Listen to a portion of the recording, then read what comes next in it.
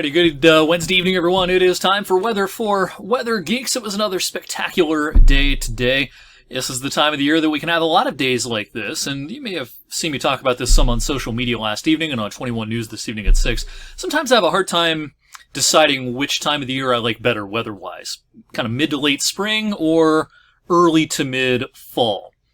Both times of the year definitely have their fair share of nice days in which it's not especially humid, and midsummer heat hasn't really settled in just yet, but I'm a data nerd. Chances are if you're watching this video, you like nerdy stuff and data visualization and that sort of thing. So I wanted to cook up a graphic that actually showed the data. When is the nicest time of the year around here? And for this exercise, we're going to define a nice day as a day with no measurable precipitation and high temperatures between 65 and 80 degrees. We have two distinct spikes, one in the spring and another in the very late summer and early fall.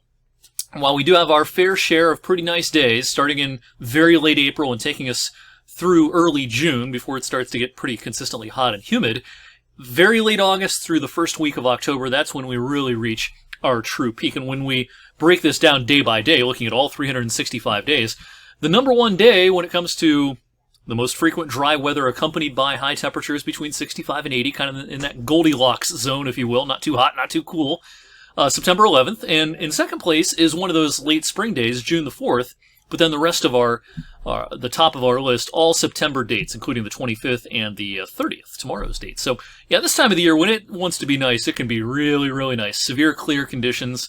We don't have the haze that we have a lot of times in midsummer, and it is just fantastic outside. Now, we did have a few clouds around this morning, and it made for a great sunrise this morning, thanks to Kathy and Roger. This is at Pine Lake, kind of near the Mahoning-Columbiana County line, and those high clouds this morning got lit up by the rising sun.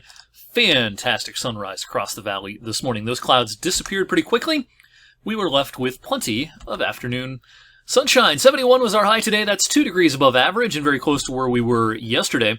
It was just a couple of weeks ago that we were still in some midsummer air masses with high temperatures in the mid-80s on Friday the 17th and Saturday the 18th.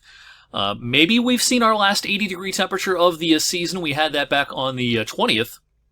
Don't want to rule it out just yet that we pick up maybe one more in October. We'll get into the mid-70s on this coming Saturday. But maybe, just maybe, we've seen our last 80-degree temperature of the season. We're going to do an October forecast tomorrow evening on Weather for Weather Geeks, breaking down temperature trends and precipitation trends. We did kind of a preliminary outlook about 8 or 9 days ago, and we'll do a kind of a refresh of those ideas as we wrap up September and head into October tomorrow evening. In the meantime, across the country, all the action's pretty much in the middle of the country and out into the Rocky Mountain states. It's still very warm compared to average for late September. U.S.-Canadian border, 81 degrees in International Falls, Minnesota, 81 in the Twin Cities as well. But there is a cool front off to the west, and that's the front that will start charging east as we head towards the weekend. We've got another great day coming up on Thursday. Might be a few patches of fog coming up first thing in the morning, but otherwise seasonably cool. Middle and upper 40s, jacket and sweater weather for a few hours, but we'll make our way to a seasonable 68, 69, 70 degrees in most locations by the end of our Thursday. Friday's going to play out a lot like Thursday. High pressure builds in, could be a little fog to start. This is probably a pretty legitimately chilly morning, Friday morning, a little cooler than Thursday morning.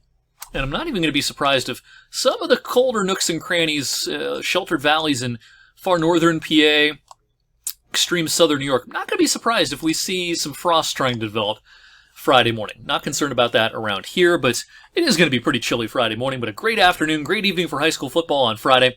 And then we'll notice a few more clouds on Saturday. Now, I do think we are dry through the daylight hours on Saturday, but showers will likely start to fill in as we go into Saturday night.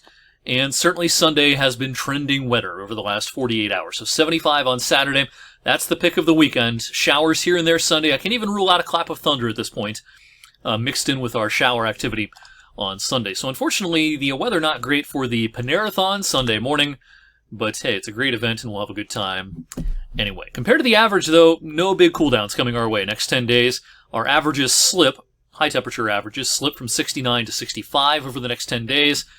We'll be very close to, if not a handful of degrees above those averages, it looks like, through the first week to perhaps 10 days or so of the month of October. And again, we'll do a full October forecast coming up tomorrow. In the meantime, thanks for watching tonight's Weather for Weather Geeks. I'll see you back here on Thursday.